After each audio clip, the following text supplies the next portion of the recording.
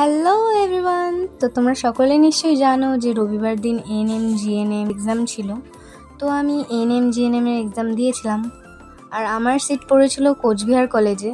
তো আমি দেখো কোচবিহারে পৌঁছে গেছি, আর কলেজে পৌঁছে আমি ভিডিও করতে ভুলে গেছিলাম, কারণ ওখানে অনেক ভিড় ছিল।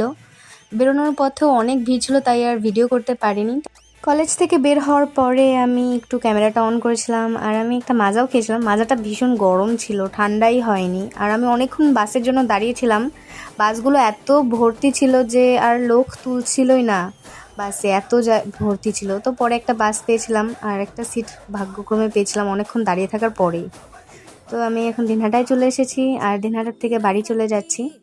তো অটোটাতে বসেছিলাম, আর খুব রৌদ্র পড়ছিল মুখে, ভীষণ রোদ উঠেছিল কালকে।